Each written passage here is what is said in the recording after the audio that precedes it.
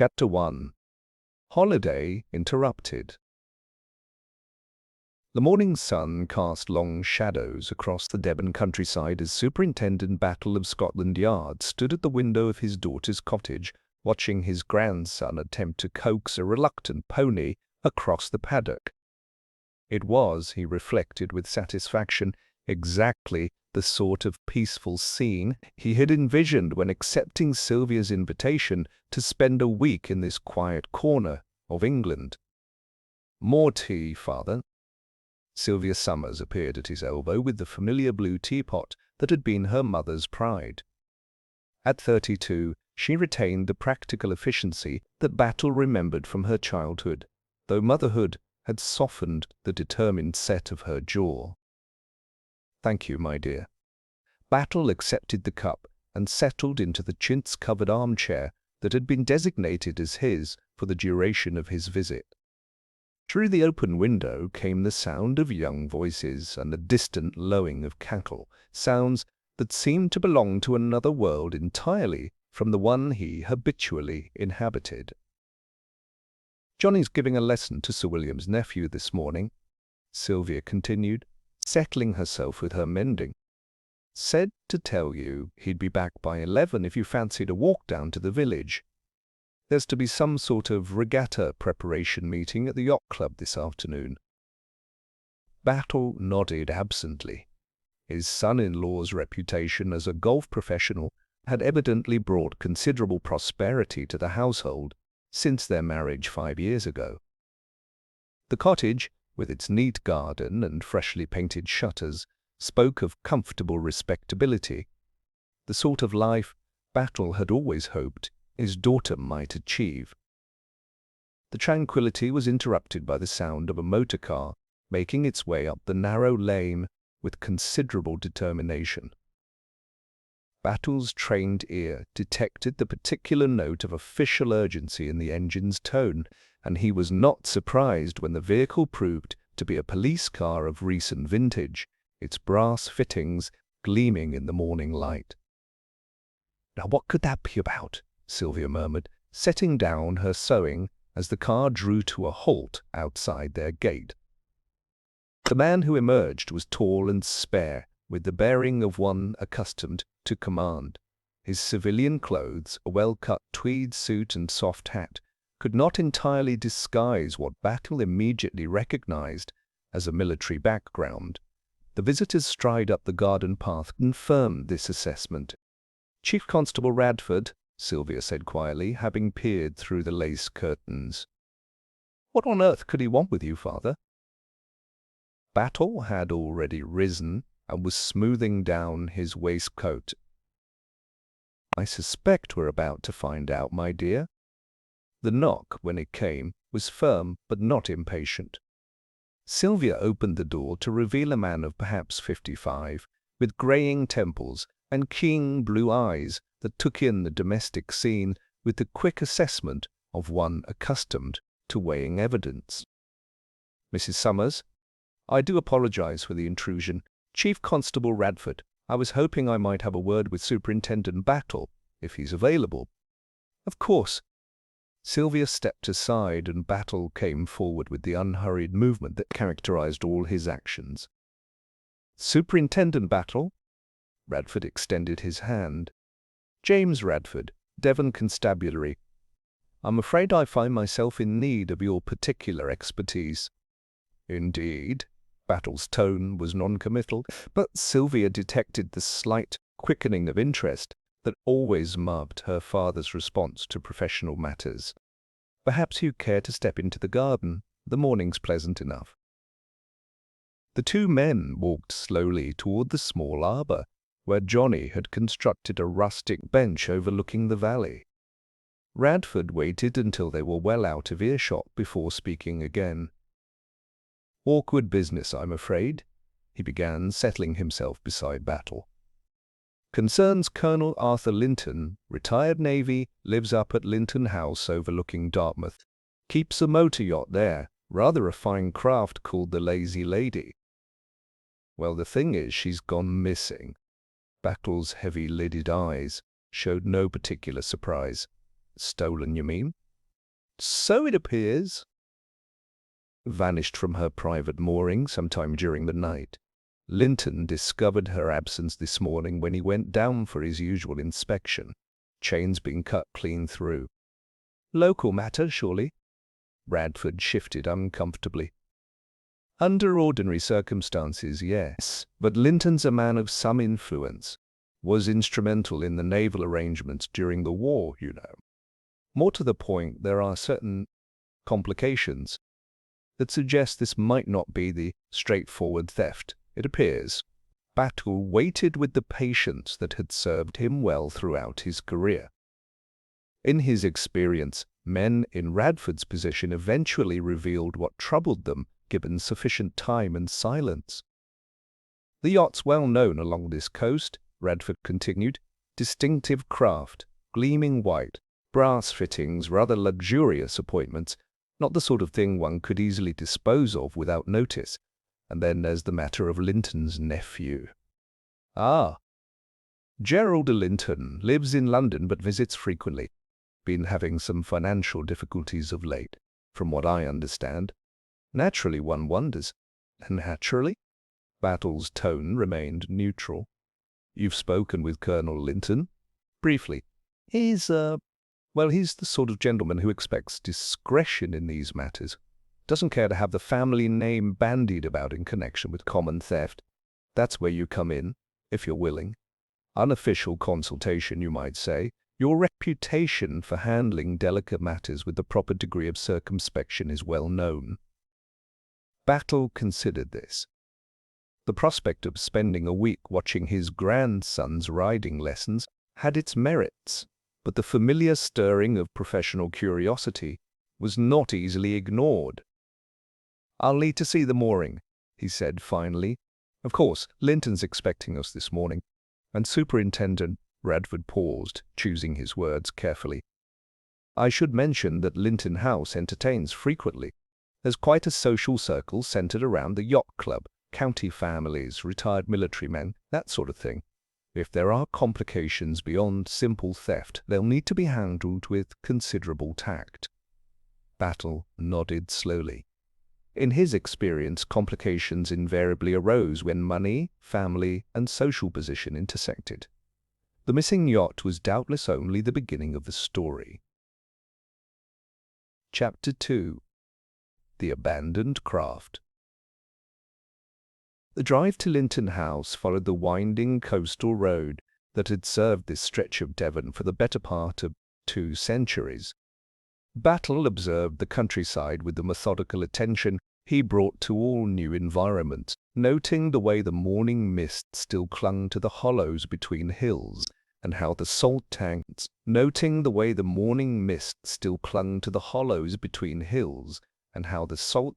the air grew stronger as they approached the harbour.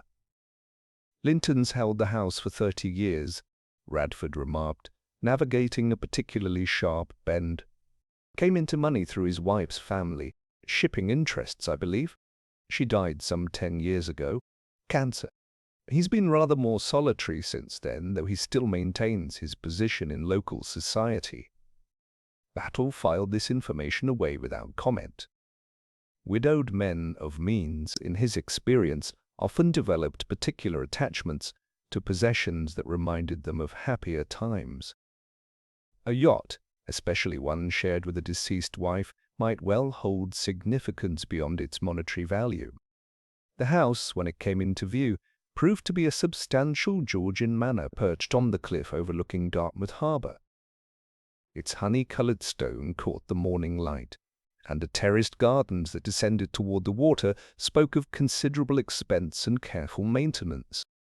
Below, Battle could make out the private landing stage where the lazy lady had presumably been moored.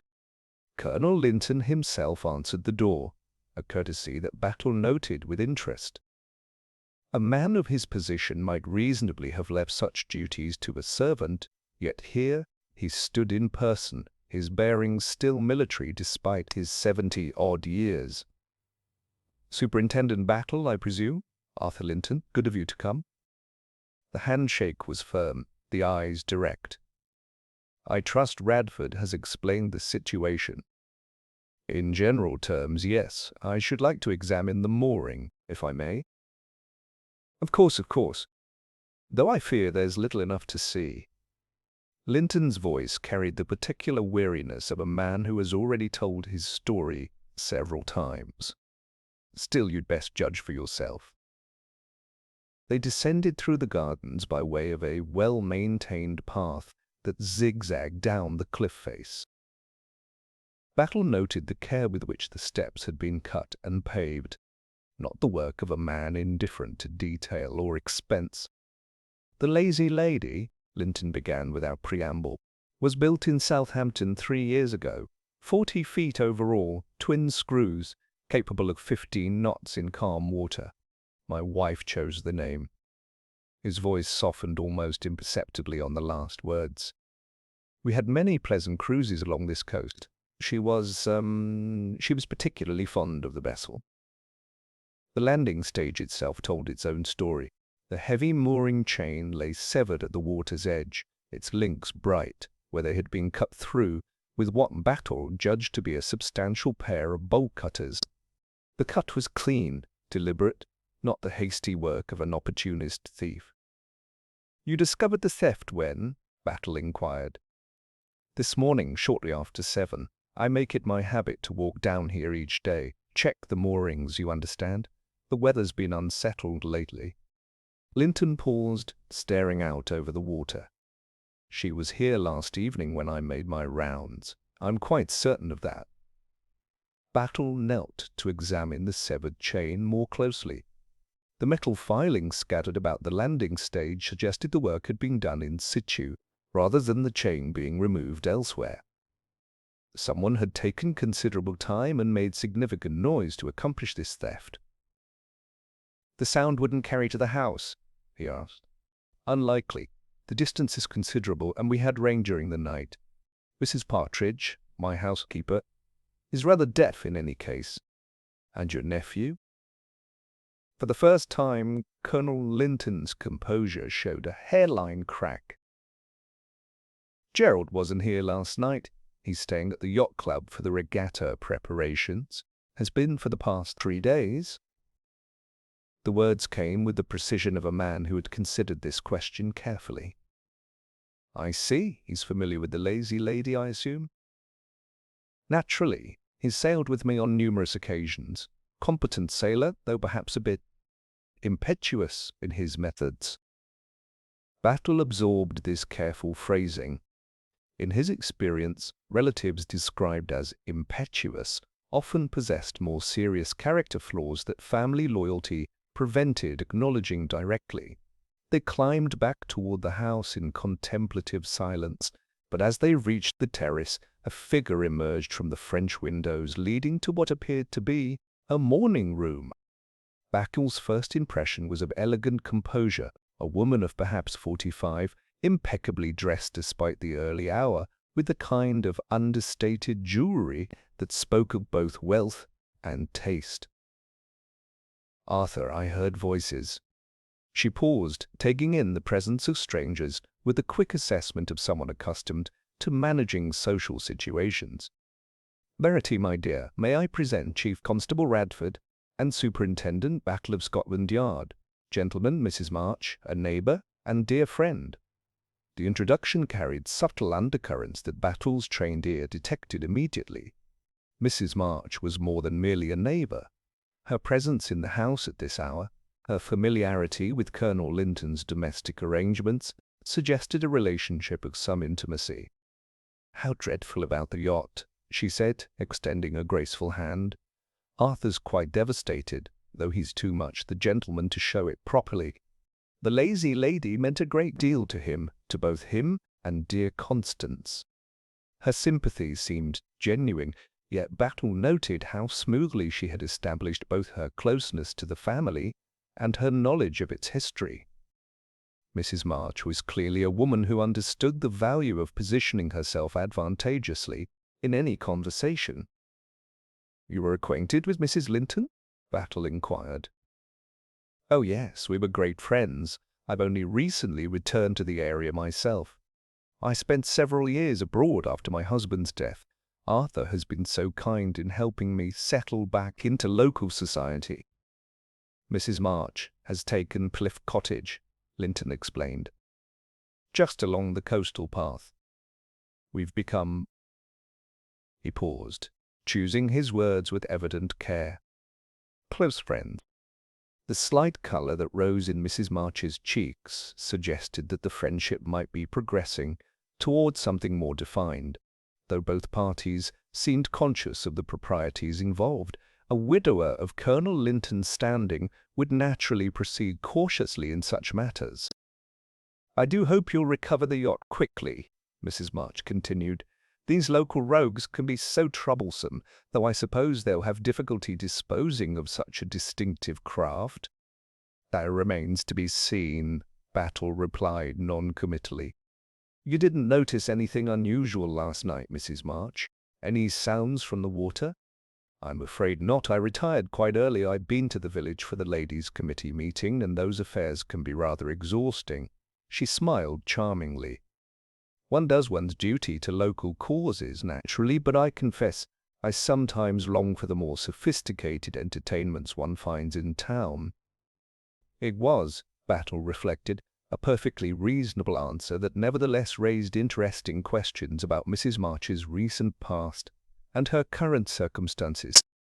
Widows of comfortable means who spoke of sophisticated entertainments and foreign residents often had more complex histories than their present respectability suggested.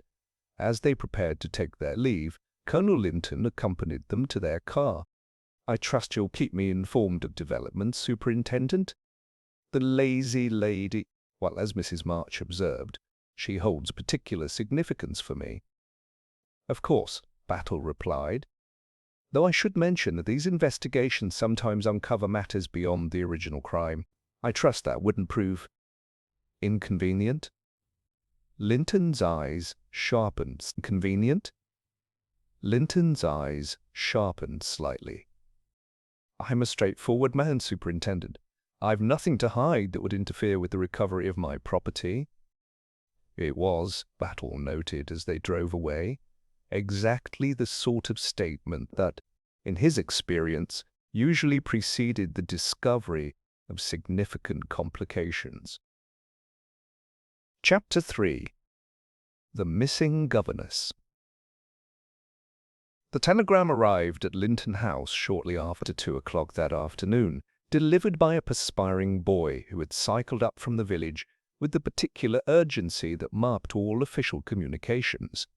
Battle, who had returned to examine the yacht club's membership records with Chief Constable Radford, observed Colonel Linton's face grow increasingly grave as he read the brief message. "Troublesome," Linton murmured, passing the telegram to Battle. "It seems we may have a more serious matter on our hands." The message was from the local constabulary. "Alice Harbury missing from Ashwood Manor since Tuesday evening. Last seen walking toward harbour. Please advise if any information available." "Ashwood Manor?" Battle inquired. "The Pemberton estate, about 3 miles inland," Radford supplied. "Miss Harbury is governess to their 2 daughters. Well-regarded young woman by all accounts. Been with the family for nearly 2 years." Battle studied the telegram more carefully. Tuesday evening, the same night the lazy lady had disappeared. In his experience, such coincidences rarely proved to be coincidental. "You're acquainted with Miss Harbury?" he asked Linton. "Slightly. The Pembertons occasionally bring her to village functions. Quiet sort of girl, well-spoken, rather unusual background for a governess, actually." Linton paused, choosing his words with evident care. "There have been rumors about her parentage?" Before Battle could pursue this intriguing observation, Mrs. March appeared in the doorway of the morning room, a delicate china cup balanced in her hands and an expression of polite concern on her features. "I couldn't help overhearing," she said. "How distressing about poor Miss Harbury. She seemed such a sensible girl when I met her at the church bazaar last month." She set down her cup with the particular precision of someone ensuring the conversation continued. Though I must say, she appeared rather agitated that evening. Kept glancing about as if she expected someone. Agitated how? Battle asked. Mrs. March settled herself gracefully in a chintz-covered chair, clearly prepared to elaborate. Well, one noticed little things. She spilled tea on her gloves twice, and when Lady Pemberton introduced her to the new curate, she gave quite the wrong name initially, said she was Miss Hartwell, then corrected herself immediately. Rather odd, don't you think? Battle thought it very odd indeed, though he merely nodded encouragingly. False names, in his experience, usually indicated either deception or fear, neither of which one expected to encounter in a village governess. Did she seem to know anyone particularly well at the bazaar? He continued. Now that you mention it, she did speak rather intently with Harold Cleeve, the harbour master. They seemed to be discussing something quite serious, though I couldn't overhear the substance of their conversation. The name Harold Cleeve had appeared in Battle's notebook that morning in connection with the yacht club's mooring records. A methodical man, according to the club secretary, though perhaps overly concerned with regulations and procedures. "I think," Battle said quietly, "I should like to speak with Mr. Cleeve." The harbour office occupied a small stone building that had clearly served maritime purposes for well over a century. Harold Cleeve proved to be a spare man of perhaps 50, with the weathered complexion of one who spent his days observing wind and tide. His manner, when Battle and Radford introduced themselves, was correct, but noticeably nervous. "Miss Harbury?" "Yes, I knew her slightly. Terrible business her going missing like this." Cleeve's hands, Battle noted, were not entirely steady as he sorted through a stack of shipping manifests. "Can't think what might have happened to her." "Yet you spoke with her recently," Battle observed. "At the church bazaar, I understand." Cleeve's pause was fractional, but perceptible. "Did I?" "Yes, perhaps we exchanged a few words, nothing significant." "What did you discuss?" Well, I believe she inquired about the ferry schedules. Something about visiting friends in Torquay, if I recall correctly." It was, Battle reflected, a perfectly reasonable explanation that nevertheless felt entirely wrong. Governesses typically made such inquiries through their employers' households, not through casual conversation at church functions. "You keep records of all vessel movements in the harbour?" Battle continued. "Naturally. Harbour regulations require documentation of all arrivals and departures." Cleeve's tone grew more confident on familiar ground. "Including private craft like the Lazy Lady?" "Of course, though." Cleeve hesitated, then reached for a leather-bound logbook. "There does seem to be some confusion about Tuesday evening's entries." The logbook, when produced, revealed an interesting anomaly.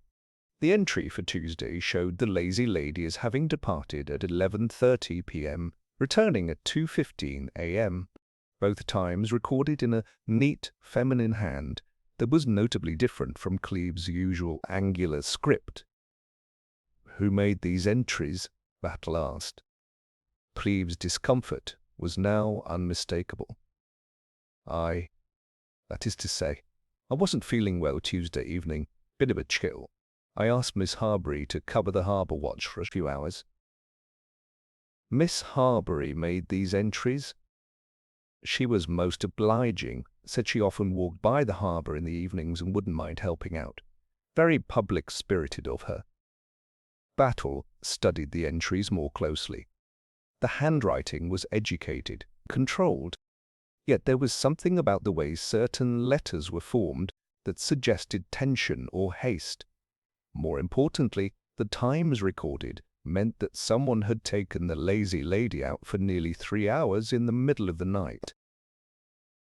"You actually saw the yacht depart and return?" Radford interjected. Cleeve's answer came too quickly. "Oh yes, quite clearly. Miss Harbury pointed it out to me particularly. It was, Battle realized, a lie. Cleeve's nervous energy, his inability to meet their eyes directly, the way his story had evolved under questioning, all suggested a man who had been absent from his post and was attempting to cover his negligence with a convenient fiction. "I think," Battle said, closing the logbook with deliberate care, "we shall need to examine these records more thoroughly. And Mr. Cleeve, I trust you won't find it necessary to discuss our conversation with anyone else for the present." After leaving the harbour office, Battle and Radford walked slowly along the waterfront. The afternoon light was beginning to fade, casting long shadows across the cobbled quay. "Cleeve's lying," Radford observed. "Undoubtedly.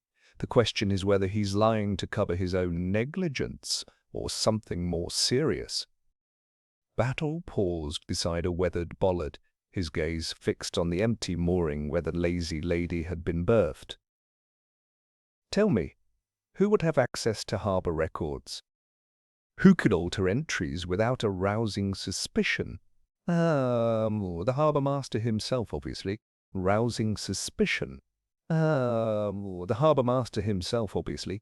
The yacht club secretary has a key for emergencies and—" Radford paused, following Battle's line of reasoning. "Anyone familiar with harbour procedures who might have legitimate reason to be there, such as a governess doing a favour for an indisposed harbour master." "You think Miss Harbury falsified those entries?" Battle considered this. The evidence suggested that Alice Harbury had been at the harbour Tuesday evening, had made entries in the official log, and had subsequently disappeared.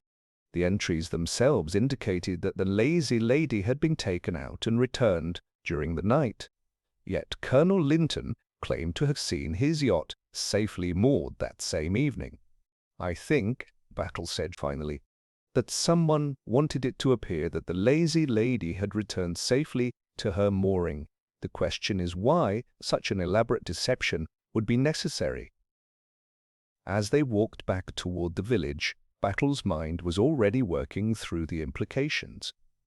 A yacht theft that might not be a theft, a missing governess who had falsified official records, a harbour master lying about his own presence during crucial hours, and behind it all, the nagging certainty that they were dealing with something far more serious than mere theft.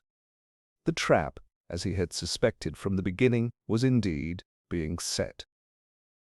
The only question remaining was who would ultimately be caught in it.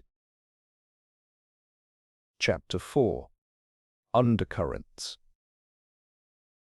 The news reached Battle at 7 o'clock on Thursday morning, delivered by a constable whose bicycle showed the telltale signs of having been ridden hard through the pre-dawn darkness. Alice Harbury's body had been found by fishermen tangled in their net some 3 miles out from Dartmouth Harbour. Chief Constable Radford arrived at the cottage within the hour, his usually composed features bearing the grim expression of a man who had hoped his suspicions would prove unfounded. Battle, already dressed and waiting in the garden with his morning tea, observed his colleague's approach with the patient attention he brought to all significant developments. "Drowned?" Battle inquired without preamble. "So it appears. Though Dr. Mellors won't commit himself until after the post-mortem." Radford accepted the cup of tea that Sylvia pressed into his hands. "The body was weighted down with what appears to be anchor chain. Professional job by all accounts." Battle absorbed this information with characteristic calm. Murder disguised as accidental drowning was hardly unusual in his experience, though the care taken with the disposal suggested a methodical mind rather than a crime of passion. "I shall need to examine the scene," he said, "and speak with the fisherman who made the discovery." The harbour presented a scene of subdued activity when they arrived. Word of the grim discovery had spread with the peculiar swiftness that marked all significant events in small communities, and a crowd of onlookers had gathered despite the early hour. Battle noted their faces with professional interest. In his experience, Murderers often felt compelled to observe the consequences of their actions. The fishermen themselves, Tom Whitstable and his son Jim, waited nervously beside their boat, still showing the effects of their shocking discovery. The elder Whitstable, a weathered man of perhaps 60, twisted his cap between calloused hands as he recounted the morning's events.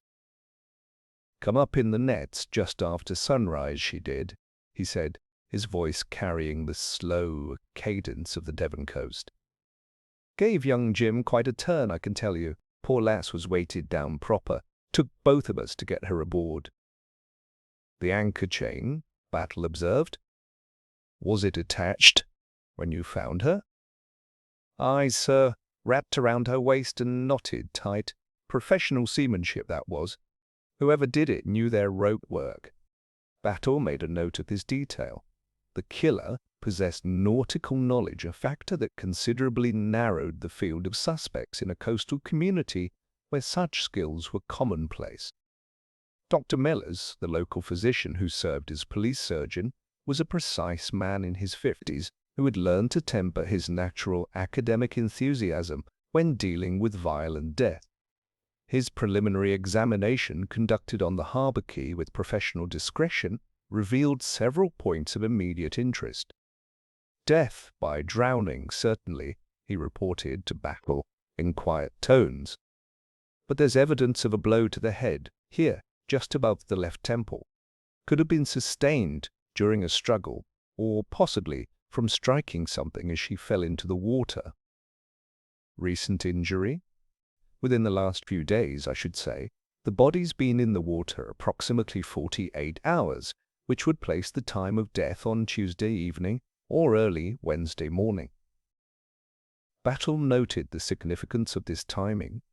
Tuesday evening, the same night the Lazy Lady had supposedly been stolen, according to Colonel Linton's original report. "Any other injuries?" "Scratches on the hands and arms consistent with a struggle.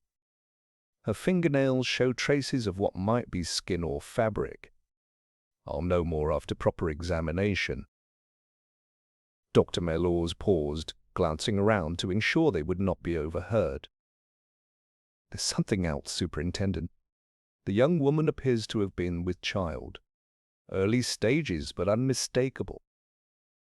This revelation cast an entirely new light on Alice Harbury's disappearance. An unmarried governess in such circumstances would face social ruin and immediate dismissal, powerful motives for desperate action, either on her part or that of others involved. Battle's methodical questioning of the harbour community throughout the morning revealed a pattern of small inconsistencies that, taken together, suggested careful preparation rather than spontaneous crime. Mrs. Partridge, Colonel Linton's housekeeper, reported seeing lights on the water Tuesday night, later than usual for legitimate fishing vessels. Harold Cleave, when pressed, admitted to having left his post for several hours that evening, claiming illness but unable to provide specifics about his whereabouts. Most significantly, Gerald Linton's alibi for Tuesday evening proved less solid than initially claimed. While he had indeed been staying at the yacht club, the night porter recalled him leaving the premises around 10 o'clock, returning only in the early hours of Wednesday morning.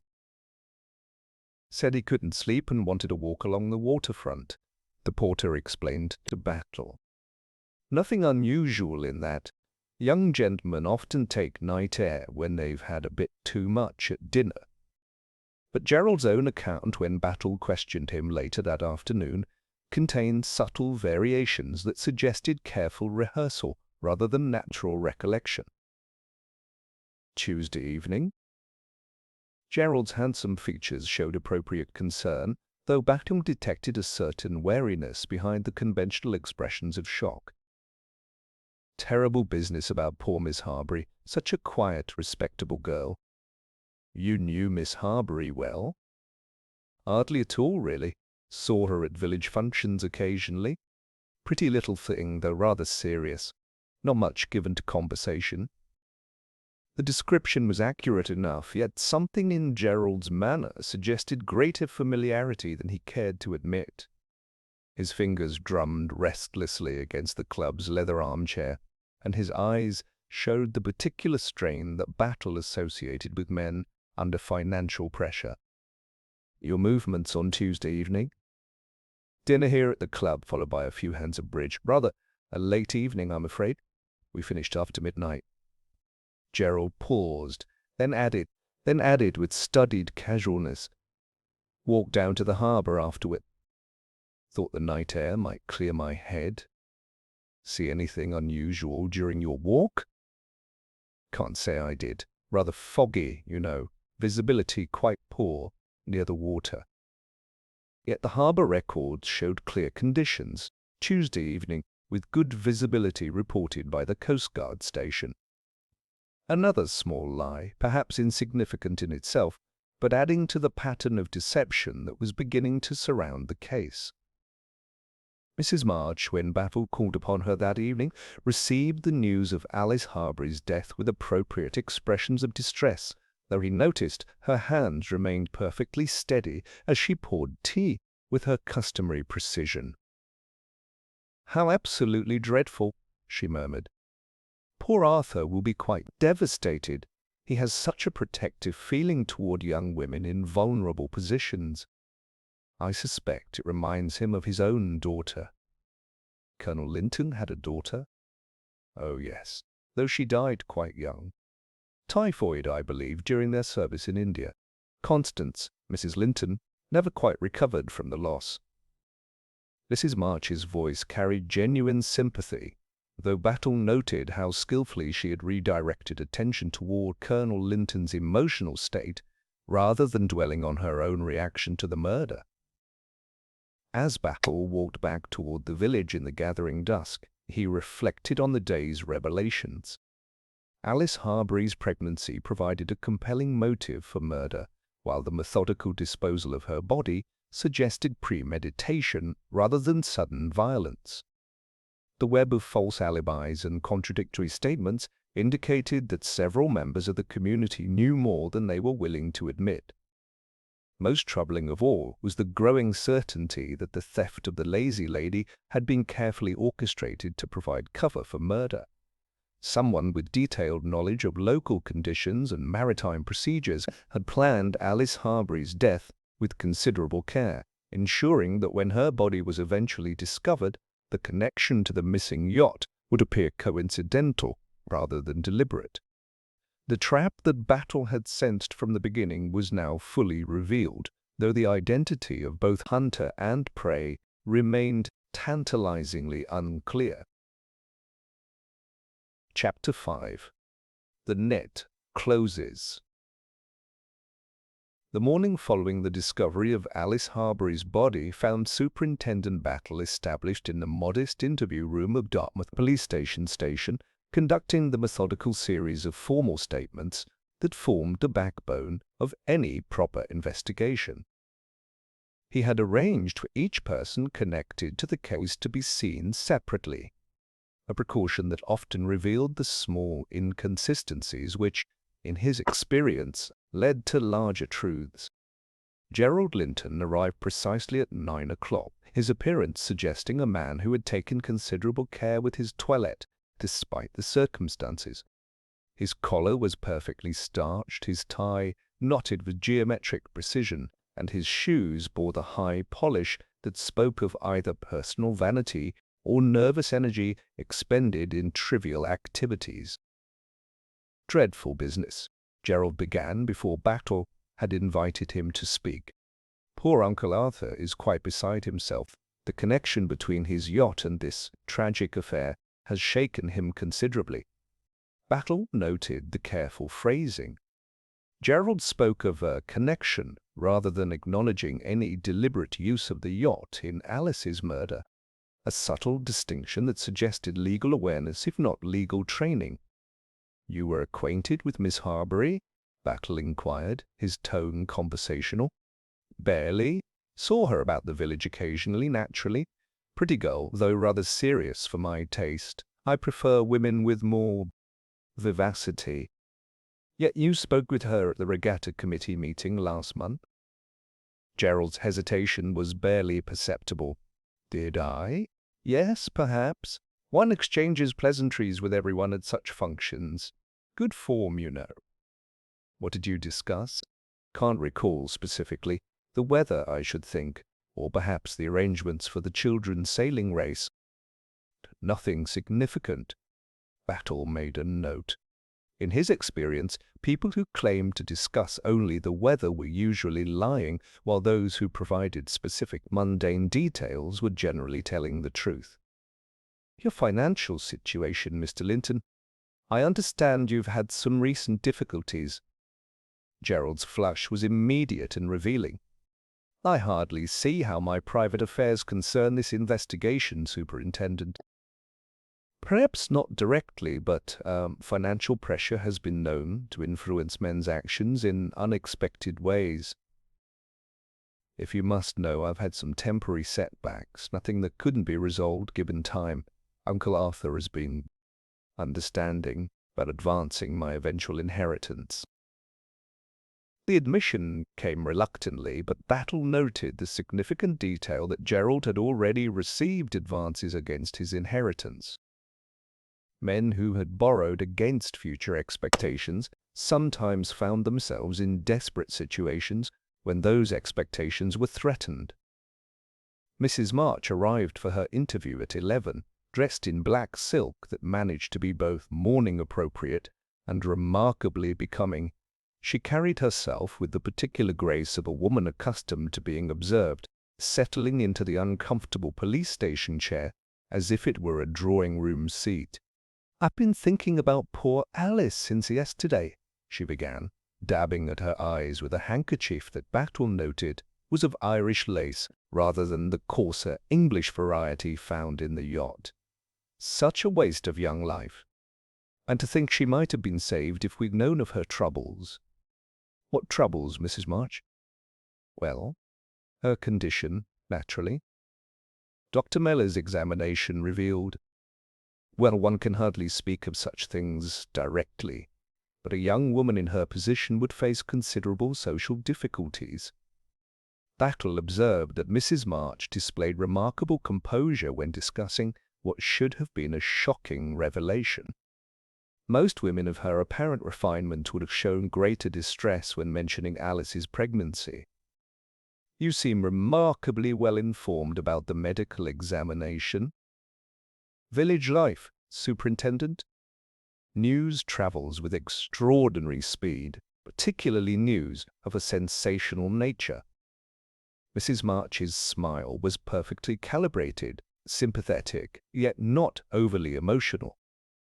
I confess I've been wondering who the father might have been. Alice was so secretive about her personal life. You had no suspicions?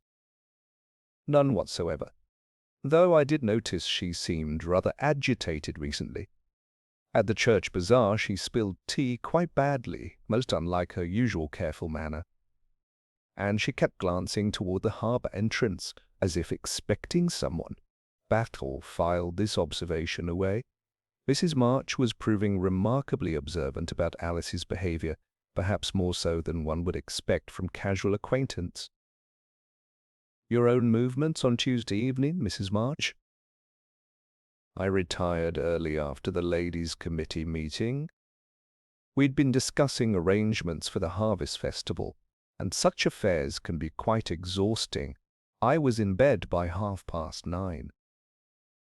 Anyone who could confirm this? I live alone, Superintendent. Independence is one of the privileges of widowhood, though it does leave one without alibis when they become necessary. Her frankness was disarming, yet Battle noted she had provided no verifiable account of her whereabouts during the crucial hours. Harold Cleve's interview proved them most revealing, though not in ways the harbour master appeared to realize. His nervousness had, if anything, increased since their previous conversation, and his hands showed a distinct tremor as he lit his third cigarette in as many minutes. Terrible thing about Miss Harbury, he began unprompted. Can't understand how such a thing could happen. Always seemed such a sensible girl. Yet you allowed her to take your harbour watch on Tuesday evening. She offered most kindly. Said she often walked by the water in the evenings and wouldn't mind keeping an eye on things. Public-spirited of her. This was a regular arrangement? Cleve's answer came too quickly. Oh, no, just that once. I'd been feeling poorly. Bit of a chill. And she happened to be passing when I mentioned my difficulty. Battle studied the harbour logbook that lay open between them. The entries for Tuesday evening, made in Alice's neat feminine hand, showed the lazy lady departing at 11:30 and returning at 2:15. Yet something about the ink struck him as curious. While both entries were in the same handwriting, they appeared to have been made with different pens, the departure logged in blue ink, the return in black. Miss Harbury had her own pen for making these entries. Well, I suppose she must have. Or perhaps she borrowed mine. Can't recall specifically. But Battle's examination of Cleve's desk revealed only black ink pens, while the departure time had clearly been recorded in blue. Someone else had made that first entry. Someone who carried a blue ink pen and wanted to establish that the yacht had left the harbour at a specific time. You're quite certain you saw the yacht both depart and return? Cleve's hesitation stretched uncomfortably long. Actually, now that you mention it, the visibility was rather poor that evening. Foggy near the water. I may have, that is to say, Miss Harbury pointed out the movements to me particularly. It was a complete reversal of his earlier testimony, and Battle noted it without comment. Harold Cleve was clearly a man struggling with both conscience and fear. The final interview of the day was with Colonel Linton himself, who arrived with the punctuality of his military background despite the evident strain the past week had placed upon him. His usual erect bearing showed a slight stoop, and his eyes held the particular weariness of a man who had seen too much of life's darker possibilities. "I've been thinking about Alice Harbury," he said without preamble, "wondering if there were signs I missed, warnings I should have heeded. She reminded me rather of my own daughter at that age, serious, intelligent, but somehow fragile. You felt protective toward her. Perhaps. She had that quality that brings out one's better instincts. And she was alone in the world so far as I knew. No family to speak of, at least none that acknowledged her." Battle's attention sharpened. "What do you mean by that, Colonel?" "Village gossip, primarily. There were rumors about her parentage, suggestions that she was connected to the Pemberton family in ways beyond her employment. The late Lord Pemberton had a reputation for not always honoring his obligations to the women in his household. This was the first direct mention of Alice's possible noble connections, and Battle noted it carefully. If Alice had indeed been Lord Pemberton's illegitimate daughter, her position in the family would have been precarious at best, dependent entirely on their goodwill and continuing silence about her origins. Such a situation would create considerable tension, Battle observed, undoubtedly, and if there had been any question of recognition or inheritance. Colonel Linton left the sentence unfinished, but his meaning was clear. As Battle walked back to his daughter's cottage in the gathering dusk, he reflected on the day's revelations. 3 people had demonstrated intimate knowledge of Alice Harbury's movements and circumstances. Gerald Linton had lied about the extent of his acquaintance with her. Mrs. March had shown suspicious composure regarding the pregnancy and remarkable interest in Alice's behavior. Harold Cleve had completely reversed his testimony and revealed that someone else had made part of the harbour entries. Most significantly, the detail of the 2 different ink colours suggested that Alice's supposed record of the yacht's departure had been falsified by someone else, someone who wanted to establish an official record of the lazy lady leaving harbour at a specific time. The net was indeed closing, though Battle suspected that when it finally tightened, the catch might surprise everyone involved, including himself. Chapter 6. Still Waters. The evening mist was beginning to roll in from the sea as Superintendent Battle made his final visit to the harbour where the lazy lady had once been moored. It was Friday, 3 days since Alice Harbury's body had been discovered, and he had spent the better part of the afternoon reviewing statements and examining evidence with the methodical patience that characterized all his investigations. Chief Constable Radford found him there, standing motionless beside the weathered bollard where the yacht's mooring chain had been severed. The harbour was quiet at this hour, the fishing boat secured for the night, and the pleasure craft riding peacefully at their moorings. "Gathering wool, Superintendent?" Radford inquired, though his tone suggested he knew better. "Reconstructing," Battle replied simply. "Time and tide, they say." Both leave their marks. He had, in fact, been considering the significance of Tuesday evening's tidal conditions. The harbour records showed high tide at 11:47 p.m., remarkably close to the time when Alice had supposedly logged the lazy lady's departure. In his experience, such precise timing was rarely coincidental. "The pathologist's full report came through this afternoon," Radford continued, producing a manila envelope from his coat.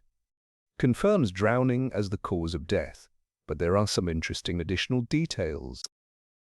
Battle examined the typed pages with characteristic thoroughness. Dr. Mellors had been meticulous in his examination, noting not only the obvious injuries but several subtler findings that painted a clearer picture of Alice Harbury's final hours. "The blow to the head," Battle observed. "Post-mortem examination suggests it was inflicted by something smooth and heavy, possibly a belaying pin or similar nautical implement." "More significantly," Radford added, "the stomach contents indicate she had eaten a substantial meal within 2 hours of death, roast beef, potatoes, and what appears to be a rather expensive claret." Battle's heavy-lidded eyes showed the first flicker of genuine interest he had displayed all day. Alice Harbury, on a governess's salary, was hardly likely to have dined on roast beef and expensive wine on her own account. Someone had entertained her that evening. Someone who wished her to be comfortable and unsuspecting before leading her to her death. "The Ladies' Committee meeting on Tuesday?" Battle said suddenly. "What time did it conclude?" Radford consulted his notebook. "Mrs. Pemberton states it finished by 8 o'clock. Light refreshments were served. Tea and seed cake, according to the vicar's wife. Not roast beef and claret, certainly." Battle folded the pathologist's report with deliberate care. "I think it's time we paid another visit to Colonel Linton. And Chief Constable, I believe Mrs. March should be present as well." Linton House stood silhouetted against the darkening sky as Battle and Radford approached through the formal gardens. Light gleamed warmly from the drawing-room windows, and the sound of voices suggested that Colonel Linton was not alone. Mrs. March's distinctive laugh carried clearly on the evening air, a sound of practiced charm that seemed oddly inappropriate given the week's tragic events. Colonel Linton received them with his customary courtesy, though Battle noted the strain that had etched new lines around his eyes. Mrs. March, elegant in dove-grey silk, rose gracefully from her chair beside the fireplace, her composure as perfect as ever. "Superintendent Battle, how good to see you again. I do hope you're making progress with this dreadful business." Her voice carried exactly the right note of concerned interest. "Indeed we are, Mrs. March. In fact, I believe we're very close to understanding what happened to Alice Harbury." Battle accepted the offer of sherry and settled himself in the chair that afforded the best view of both his hosts. The room itself spoke of comfortable prosperity. the kind of setting where civilized conversation could continue even when discussing murder. "I've been reviewing the timeline of Tuesday evening," he began conversationally. "A complex series of events, as it turns out. More complex than initially appeared." He paused to sip his sherry, noting how Mrs. March's fingers tightened almost imperceptibly around her glass. Colonel Linton remained attentive, but relaxed, the bearing of a man with nothing to conceal. "The pathologist's report indicates that Alice dined well that evening. Roast beef, potatoes, and a particularly good claret. Hardly a governess's usual fare." "Perhaps she had been invited somewhere," Mrs. March suggested smoothly. "Village social life can be quite active, particularly during the regatta season." "Perhaps, though one wonders where she might have received such an invitation." Battle's tone remained conversational, almost musing. The ladies' committee served only tea and cake. The yacht club had no formal dinner that evening. Most of the local families were either away or entertaining privately. He set down his glass and withdrew his notebook, turning the pages with unhurried deliberation. "I've been particularly interested in the harbour records for Tuesday evening. The entries made in Miss Harbury's hand show the Lazy Lady departing at 11:30 and returning at 2:15. "Most irregular," Colonel Linton observed. "I certainly gave no permission for anyone to take her out." "No, you didn't. But someone wanted it to appear that you had. Someone who understood that an official record of the yacht's movements would be essential when questions were eventually asked." Battle turned another page, his movements deliberate and precise. "The curious thing about those entries, however, is that they were made with two different pens. Blue ink for the departure time, black ink for the return. Almost as if—" he paused, letting the implication settle. "As if they were made by different people, or at different times." Mrs. March's laugh was perhaps a shade too bright. "How observant of you, Superintendent, though I confess I don't see the significance." "The significance, Mrs. March, lies in understanding who had access to blue ink pens that evening. Harold Cleeve uses only black ink in his official capacity. The yacht club secretary was not present, but someone else was there. Someone who came prepared to create a false record of the yacht's departure." The room had grown very quiet. Outside, the wind had risen, causing the windows to rattle slightly in their frames. The domestic sounds served only to emphasize the tension that was building within the comfortable drawing room. "I've also been considering the question of motive," Battle continued, his voice maintaining its even conversational tone. Alice Harbury was, by all accounts, a quiet, respectable young woman, yet someone found it necessary to kill her in a particularly calculated manner. "Why?" He closed his notebook and looked directly at Mrs. March. "The answer, I believe, lies in her parentage. Alice was not simply a governess, was she, Mrs. March? She was Lord Pemberton's illegitimate daughter, a fact that created certain complications for those who had made assumptions about inheritance and social position." Mrs. March's composure finally showed its first crack. Her hand trembled slightly as she set down her sherry glass, the crystal ringing against the side table with crystalline clarity. "If Alice had chosen to press her claim to recognition," Battle continued relentlessly, "it would have created considerable difficulties for certain members of local society, particularly for someone whose own position depended on maintaining the good opinion of established families." Colonel Linton had been listening with growing bewilderment, but now his face showed the first dawn of understanding. "Verity? Surely you can't mean—" "I mean," Battle said quietly, "that someone invited Alice Harbury to dinner on Tuesday evening. Someone who served roast beef and excellent claret. someone who then persuaded her to walk down to the harbour, ostensibly to take the air but actually to board the Lazy Lady, someone who had already falsified the harbour records to show the yacht departing, creating an alibi for what was to follow. The silence stretched between them, broken only by the ticking of the mantel clock and the distant sound of waves against the rocks below. Mrs. March sat perfectly still, her elegant hands folded in her lap, her face a mask of controlled composure. Battle rose from his chair with his characteristic unhurried movement.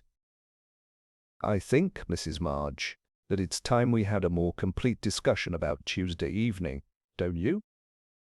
Outside, the mist had thickened, wrapping the house in grey silence and cutting it off from the ordinary world where such conversations were unnecessary. The trap that had been so carefully set was finally ready to spring. Epilogue. Calm reflection. The drawing-room at Linton House bore the subdued atmosphere of a place where truth has finally been spoken. Mrs. Verity March sat rigidly upright in her chair, her elegant composure replaced by the hollow dignity of one who has acknowledged defeat. Colonel Linton stood by the mantelpiece, his face bearing the particular expression of a man whose world has shifted fundamentally in the space of an evening. The confession, when it came, was almost a relief, Battle would later tell Chief Constable Radford. Mrs. March had been carrying the weight of deception for 3 days, and the strain was beginning to tell. She had spoken quietly, without drama or self-pity, outlining the events of Tuesday evening with the same precision she had once brought to her social arrangements. Alice Harbury had indeed dined at Cliff Cottage that night, invited ostensibly to discuss a position with a family in London that Mrs. March claimed to know well. The girl was so eager for advancement, Mrs. March had said, her voice carrying genuine regret. She spoke of her hopes, her dreams of respectability. She had no idea that her very existence threatened everything I had worked to rebuild. The method, when explained, proved depressingly simple. Mrs. March had already prepared the false harbour entry, using a blue ink pen she had brought specifically for the purpose. She had persuaded Alice to walk down to the yacht, claiming that Colonel Linton had asked her to check some detail about the mooring arrangements. Once aboard the Lazy Lady, it was a matter of minutes, Battle had observed, his tone carrying no satisfaction in the revelation. A blow with the belaying pin, then the careful work of weighing the body and disposing of it at sea. Mrs. March's late husband had been a keen sailor. She possessed all the necessary knowledge. The yacht had never actually left its mooring. The abandoned craft found in the tidal inlet had been moved there during the early hours of Wednesday morning, after Mrs. March had completed her grim work. The blood traces, the disordered cabin, the severed mooring rope, all carefully arranged to suggest a crime committed by unknown persons during a theft gone wrong. The lace handkerchief was a miscalculation, Battle continued. Mrs. March dropped it accidentally during the staged arrangement of the scene. Rather than retrieve it and risk being seen aboard the yacht in daylight, she chose to leave it, hoping it would be attributed to an unknown female accomplice of the supposed thieves. Colonel Linton had listened to the confession with the stoic acceptance of a man accustomed to life's harsher realities, though the pain in his eyes spoke of a different kind of loss than the merely criminal. His regard for Mrs. March had been genuine, making her betrayal particularly bitter. "I blame myself," he had said afterward, as the police car disappeared into the evening mist with its solitary passenger.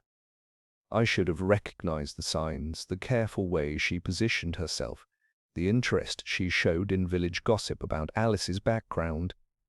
"You saw what she intended you to see," Battle had replied with uncharacteristic gentleness. Mrs. March was an accomplished actress, playing a role she had perfected through necessity. 3 weeks later, Battle sat in the garden of his daughter's cottage, watching his grandson attempt to teach the pony to accept a bridle with more enthusiasm than success. The boy's patient persistence reminded him forcibly of police work, the same careful repetition, the gradual building of trust and understanding. Sylvia emerged from the cottage with the afternoon post, among which was a letter bearing the official seal of the Devon Constabulary. Mrs. March's trial had concluded the previous day, the verdict a foregone conclusion given the strength of evidence and her own confession. She had been sentenced to life imprisonment, a conclusion that brought justice, if not satisfaction. "Gerald Linton has emigrated to Canada," Sylvia reported, having read the local newspaper's account with the thoroughness of one whose father had been personally involved in the case.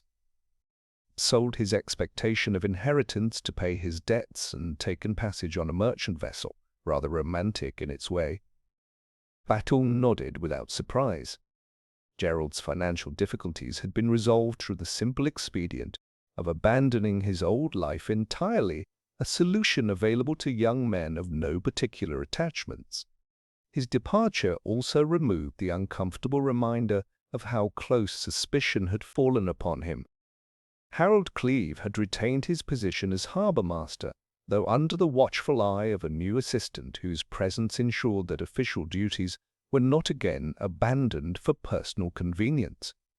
The man's nervous energy had dissipated once the case was resolved, suggesting that his anxiety had been born of guilt over neglected responsibilities rather than criminal involvement. Colonel Linton had withdrawn from local society, though Battle understood this to be a temporary retreat rather than permanent exile. The man's fundamental decency remained intact, and time would eventually restore his position in the community that had known him honorably for 30 years. "What strikes me most," Battle said to Chief Constable Radford during their final official meeting, "is how thoroughly Mrs. March had reinvented herself. The elegant widow with continental connections was largely a fiction, constructed to attract exactly the sort of respectable gentleman who might provide security and social position." Her previous life in France? Considerably less glamorous than she suggested. A brief marriage to a minor clerk, followed by several years of genteel poverty and increasingly desperate expedients. She returned to England with enough money to establish herself modestly, but her position was entirely dependent on making an advantageous second marriage. Alice Harbury's true parentage had been confirmed through family documents discovered among her possessions at Ashwood Manor. Lord Pemberton's illegitimate daughter had indeed possessed a legitimate claim to recognition, though whether she would ever have pressed that claim remained unknowable. Her quiet nature suggested someone more likely to accept her circumstances than challenge them, but Mrs. March had not been willing to take that risk. The irony, Battle reflected, is that Alice's claim, even if successful, would likely have had little practical effect on Mrs. March's position. Colonel Linton was not a man to withdraw his regard based on village scandal or questions of inheritance. She killed an innocent girl to protect herself from a threat that existed largely in her own imagination. On his final evening in Devon, Battle walked once more down to the harbour where the tragedy had begun. The lazy lady had been returned to her mooring, her brass fittings once again gleaming in the late sunlight. Colonel Linton had spoken of selling the yacht, though Battle suspected that when the immediate pain had faded, the vessel's connection to happier memories would outweigh its association with recent tragedy. The harbour itself showed no trace of the drama that had unfolded there. The tide rose and fell with its ancient rhythm. Fishing boats came and went on their eternal business, and the summer visitors continued their seasonal pursuit of simple pleasures. Only those who had been directly involved would carry the knowledge of what had transpired beneath the surface of ordinary life. Standing beside the bollard where Mrs. March had moored the yacht after disposing of Alice's body, Battle reflected on the case's deeper lessons. Respectability, he had learned long ago, was often merely a mask worn by those who had the most to hide. The most dangerous criminals were frequently those who appeared most innocent, who moved through society with such perfect propriety that suspicion never touched them. Mrs. March had almost succeeded because she had understood the power of appearances. Her elegant manner, her careful attention to social forms, her apparently genuine affection for Colonel Linton, all had served to deflect suspicion from her direction until the very end. "It's often the calmest waters that hide the deadliest nets," he murmured to himself, watching the evening light fade over water that had witnessed both beauty and tragedy, innocence and guilt, in the endless cycle of human nature. That concludes our tonight's episode. If you enjoyed this mystery with Superintendent Battle and the dark secrets of inheritance, deception, and desperation, give us a like and subscribe to the channel. Your support keeps these mysteries alive. Until next time, this is Alfie signing off from Cafe Stories.